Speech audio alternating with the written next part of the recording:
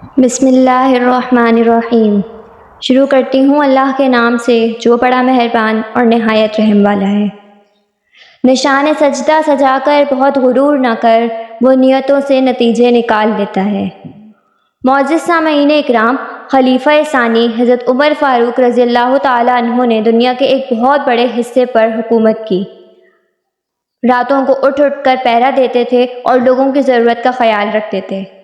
آپ وہ عظیم ہستی تھے جس نے کفر و گمراہی کے شہروں میں ہدایت کی شامیں روشن کی۔ سیدنا حضرت عمر فاروق رضی اللہ تعالیٰ عنہ کے جلال کا یہ عالم تھا کہ حضور اکرم صلی اللہ علیہ وآلہ وسلم نے فرمایا کہ قسم ہے اس ذات کی جس کے ہاتھ میں میری جان ہے، اگر شیطان تمہیں دیکھ لیتا ہے تو اس رستے سے کترا کر دوسرے رستے پر چلتا ہے۔ ناظرین اکرام، حضرت عمر رضی اللہ تعالیٰ عنہ بعض اوقات ایک تنکا ہاتھ میں لیتے اور فرماتے کہ کاش میں یہ تنکا ہوتا۔ کبھی فرماتے کاش مجھے میری ماں نے جنا ہی نہ ہوتا۔ ایک مرتبہ کسی کام میں مشغول تھے، ایک شخص آیا اور کہنے لگا کہ فلاں شخص نے مجھ پر ظلم کیا ہے، آپ چل کر مجھے بدلہ دلوا دیجیے۔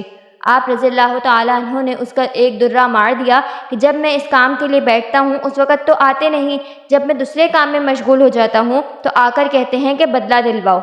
وہ شخص چلا گیا۔ آپ رضی اللہ تعالیٰ عنہ نے آدمی بھیج کر اس کو بلوایا اور درہ اس کو دے کر فرمایا کہ بدلہ لے لو۔ اس نے عرض کیا کہ میں نے اللہ کے واسطے اسے معاف کیا۔ گھر تشریف لائے، 2 رکعت نماز پڑھی، اس کے بعد اپنے آپ کو خطاب کر کے فرمایا، اے عمر تو کمینہ تھا، اللہ نے تجھ کو اونچا کیا، تو گمراہ تھا، اللہ نے تجھ کو ہدایت دی، تو ذلیل تھا، اللہ نے تجھے عزت دی، پھر لوگوں کا بادشاہ بنایا۔ اب ایک شخص آ کر کہتا ہے کہ مجھے ظلم کا بدلہ دلوا دے تو اس کو مارتا ہے، کل کو قیامت کے دن اپنے رب کو کیا جواب دے گا؟ بڑی دیر تک اسی طرح اپنے آپ کو ملامت کرتے رہے۔ آپ رضی اللہ تعالیٰ عنہ کے غلام حضرت اسلم رضی اللہ تعالیٰ عنہ کہتے ہیں کہ میں ایک مرتبہ حضرت عمر رضی اللہ تعالیٰ عنہ کے ساتھ حرہ کی طرف جا رہا تھا۔ ایک جگہ آگ جلتی ہوئی جنگل میں نظر آئی۔ حضرت عمر رضی اللہ تعالیٰ عنہ نے فرمایا کہ شاید یہ کوئی قافلہ ہے جو رات ہو جانے کی وجہ سے شہر میں نہیں گیا اور باہر ہی ٹھہر گیا، چلو اس کی خیر خبر لیں، رات کو حفاظت کا انتظام کریں۔ وہاں پہنچے تو دیکھا کہ ایک عورت ہے جس کے ساتھ چند بچے ہیں جو رو رہے ہیں اور چلا رہے ہیں، اور ایک دیگچی چولہے پر رکھی ہے جس میں پانی بھرا ہوا ہے اور اس کے نیچے آگ جل رہی ہے۔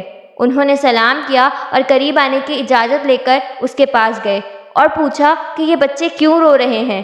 عورت نے کہا کہ بھوک سے لاچار ہو کر رو رہے ہیں۔ دریافت فرمایا کہ اس دیگچی میں کیا ہے؟ عورت نے جواب دیا کہ پانی بھر کر بہلانے کے واسطے آگ پر رکھ دیا ہے کہ ذرا ان کو تسلی ہو جائے اور سو جائیں۔ امیر المؤمنین حضرت عمر رضی اللہ تعالی عنہ کا اور میرا اللہ کے یہاں فیصلہ ہوگا کہ میری اس تنگی کی خبر نہیں لیتے۔ حضرت عمر رضی اللہ تعالی عنہ یہ سن کر رونے لگے اور فرمایا کہ اللہ تجھ پر رحم کرے، بھلے عمر کو تیرے حال کی کیا خبر ہے؟ کہنے لگی کہ وہ ہمارے امیر بنے ہیں اور ہمارے حال کی خبر بھی نہیں رکھتے۔ اسلم رضی اللہ تعالیٰ عنہ کہتے ہیں کہ حضرت عمر رضی اللہ تعالیٰ عنہ مجھے ساتھ لے کر واپس ہوئے اور ایک بوری میں بیت المال میں سے کچھ آٹا اور کھجوریں اور چربی اور کچھ کپڑے اور کچھ درہم لیے، غرض اس بوری کو خوب بھر لیا اور فرمایا کہ یہ میری کمر پر رکھ دے۔ میں نے عرض کیا کہ میں لے چلوں تو آپ رضی اللہ تعالیٰ عنہ نے فرمایا نہیں، میری کمر پر رکھ دے۔ 2-3 مرتبہ جب میں نے اصرار کیا تو فرمایا کیا قیامت میں بھی میرے بوجھ کو تو ہی اٹھائے گا؟ اس کو میں ہی اٹھاؤں گا، اس لیے قیامت میں مجھ ہی سے اس کا سوال ہوگا۔ میں نے مجبور ہو کر بوری کو آپ کی کمر پر رکھ دیا۔ آپ رضی اللہ تعالیٰ عنہ نہایت تیزی کے ساتھ اس کے پاس تشریف لے گئے، میں بھی ساتھ تھا۔ وہاں پہنچ کر اس دیگچی میں آٹا اور کچھ چربی اور کھجوریں ڈالیں اور اس کو چلانا شروع کیا اور چولہے میں خود ہی پھونک مارنا شروع کیا۔ حضرت اسلم رضی اللہ تعالیٰ عنہ کہتے ہیں کہ حضرت عمر فاروق رضی اللہ تعالیٰ عنہ کی گنجان داڑھی سے دھواں نکلتا ہوا میں دیکھتا رہا حتیٰ کہ حریرہ سا تیار ہو گیا۔ اس کے بعد آپ نے اپنے دستے مبارک سے نکال کر ان کو کھلایا۔ وہ سیر ہو کر خوب ہنسی کھیل میں مشغول ہو گئے اور جو بچا تھا وہ دوسرے وقت کے واسطے ان کے حوالے کر دیا۔